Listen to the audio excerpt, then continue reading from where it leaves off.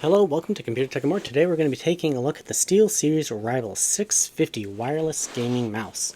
So my reason for taking a look at this one is that I already have SteelSeries GG software installed on my computer, and I'm a proponent of staying within an ecosystem you already have installed. So if you have a Corsair, lighting controls, fan controls like that installed on your computer, you're going to want probably to stay in Corsair. Asus, SteelSeries, SteelSeries, that kind of thing. So you have the least amount of like extra bloatware software installed on your computer as possible. So that's why I'm taking a look at this one, and I thought it looked pretty cool to begin with as well. So it's got a 2.4 gigahertz lag-free wireless with fast charging, true one-to-one tracking for pinpoint accuracy, state-of-the-art lift-off detection, 256 weight. What does that mean? Wireless esports mouse, yada yada yada. It's got some spec information on the side here. So it's got a 1000 sensitivity, 1200 CPI. I'm not familiar with it, and usually I'm seeing like DPI. Maximum speed is 350 IPS, 24-hour plus battery life, right-handed, 7 programmable buttons, 8-zone RGB. The weight is 121 to 153 grams, which is nice. It allows you to adjust it for your own personal preference. 60 million clicks, that's about average. Black soft touch, or for medium high-end gaming mice.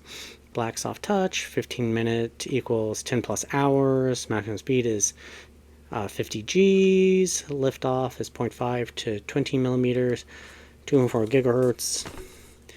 And that's basically what the back looks like. Let's open it up. Inside the first box, you got a second box. You have your instructions right there. You got the mouse. And you got the accessory kit right here. Let's take a look at what we have. Oh my gosh, why do they have so many little boxes? So you got a box within a box within a box. Too much extra packaging. This is not a braided cable. It is just a sleeved rubberized cable, and it is not USB-C. That is USB Mini, I believe. So I consider that a little bit disappointing. And inside here, that one's a little bit harder to get at. We have our, well, that's definitely the dongle. And this giant thing must just be their extender adapter. I don't know why this is so ridiculously huge. And, oh, don't lose those. Those are the weights. I was like, don't tell me this is some other like weird piece of adapter. I just assumed that they were pre-installed in the mouse itself. So let's take a look at it. So if you're wondering what this other mouse is, this is my Razer Basilisk. It's my current gaming mouse of choice.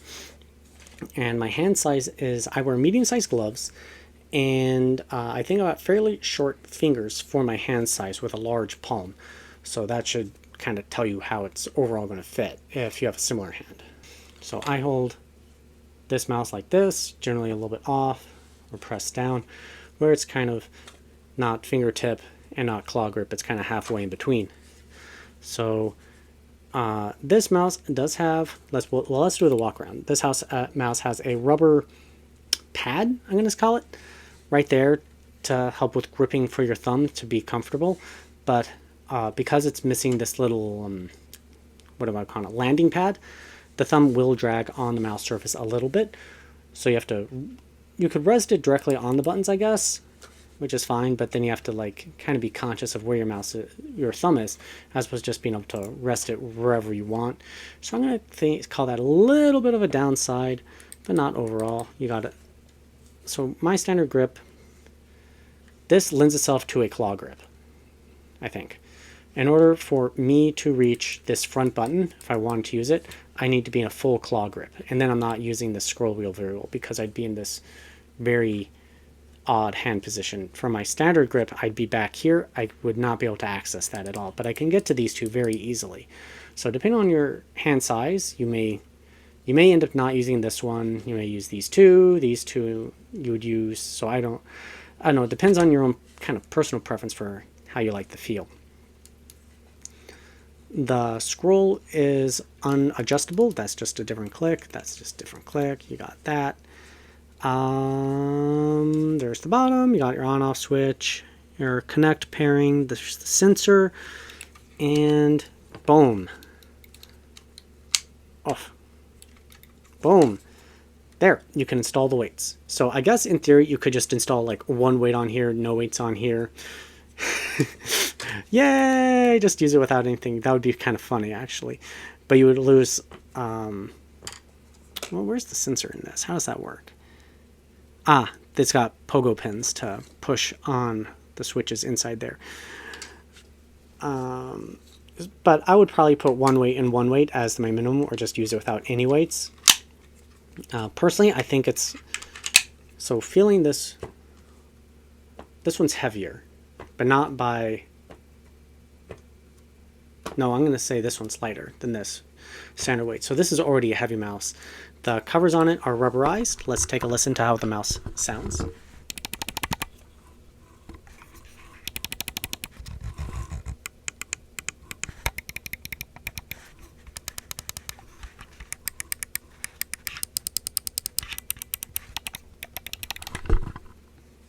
So far, I'm not really digging the mouse, but let's plug it into a computer, set up the lighting, set up the DPI sensor, all that kind of fun stuff, and do a little bit of gaming on it, and see what we think at the end.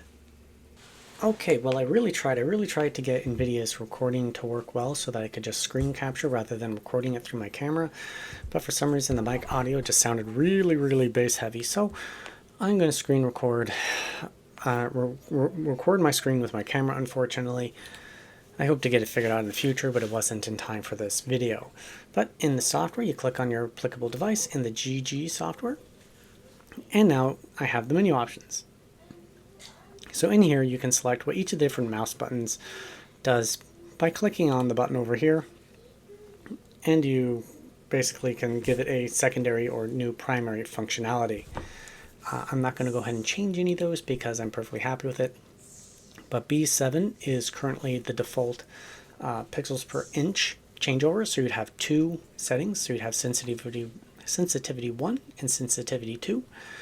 So you could have one for regular running around, gaming, that kind of thing, and then one for like sniper rifle or kind of whatever format that you prefer the best. And then you have your battery saver settings, your sleep timer, your smart mode, lift distance, so that's how far off the mouse gets from the pad before it kind of turns off or can't read it anymore. Acceleration, deceleration, so I guess the faster you flick your mouse, the faster it's going to accelerate kind of thing. Same with the deceleration. I'm going to just leave that as a flat line just for me personally. Snapped angles, and it's got a 1000 hertz pulling rate, which is standard for most wireless game mouse these days. So for a $1,000 gaming mouse, or not $1,000, for a $70 gaming mouse, $1,000 gaming mouse, wow! For a $70 gaming mouse, it's got a lot of really great features. And it's got 1, 2, 3, 4, 5, 6, 7, 8 lighting zones for you to choose and change. So you just click on the zone. You come over there and you can change it to steady, color shift, multicolor breathing, reactive, or disable illumination altogether. If you want maximum battery life, you want to disable illumination. I just prefer a steady color. And other than maybe the scroll wheel and these two right here, you're pretty much covering all the lights with your hands. So if you really just want to be able to find your mouse in the dark, you may just want to leave on one illuminated zone, because then you would, well, kind of save that battery life on it. And you can come over here, click on show zones, so you know where the zones are for clicking through them, so you're not surprised. And then over here in the bottom corner, it has the save button, so that you can save the settings that you've changed. So you just click on it and it's done. So the software is very straightforward and easy to use, and I do like that feature about it. And this is what the mouse looks like. I would say that matches up fairly nicely and closely with what we see on screen. Alright, let's jump into gaming. Alright, game of choice is Black Mesa. I've got both mouses so I can compare them side by side. Got my keyboard, and let's give it a go. Alright. Well, the mouse feels very good overall so far. There's that. Alright, let's get into some combat.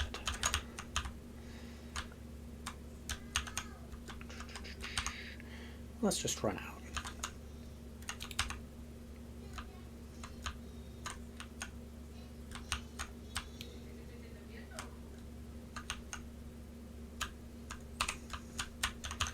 Oops, where am I being shot at?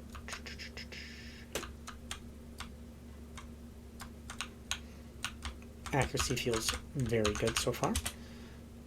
No real qualms about any of that. My skills, on the other hand, are definitely nothing to write home about. I haven't played a first person in a while other than for these little tests.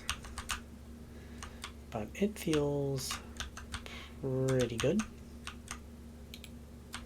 Alright, some guys are going to drop down there.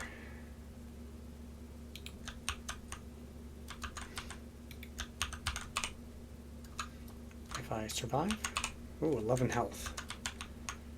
I may not make it past this scene, but it feels pretty nice. I'm not sure if I like it that much. So what I mean by this is, like, it has good, smooth, obviously, like, very accurate, but the kind of the comfort of the mouse is really not quite there for me. I really can't tell you quite exactly what it is about the mouse that, oops, isn't quite right, but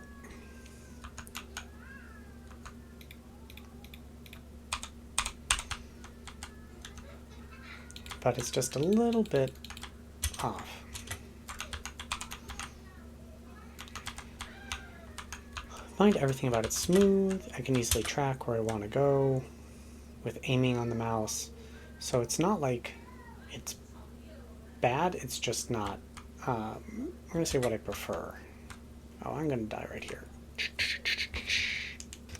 But with the mouse, you can definitely set up, they're not set up right now, but these side buttons to cycle through your different weapon selects, or I would actually use this for my DPI sensor. So for me, overall, this really isn't a top pick. Its comfort is not quite there. It doesn't stabilize the thumb area enough, even though it has plenty of buttons to work properly. I think the lighting looks pretty cool. The fact it can change the weights is pretty cool, but it's just not as comfortable as the Basilisk for me. And this is where I'd lead into, you should actually probably buy several mice and test them out, make sure they have return policies, so that you know what kind of comfort you like. Like, I didn't like the Logitech G Pro, even though it's a top-rated gaming mouse. So it's fine, but not for me. While we're getting into the game, this is a $70 gaming mouse. So at that price, it is substantially cheaper than my Razer Basilisk, which is $200. So I should expect that its feature set will be a little bit less, and it's up to you to determine if you think that that price is acceptable.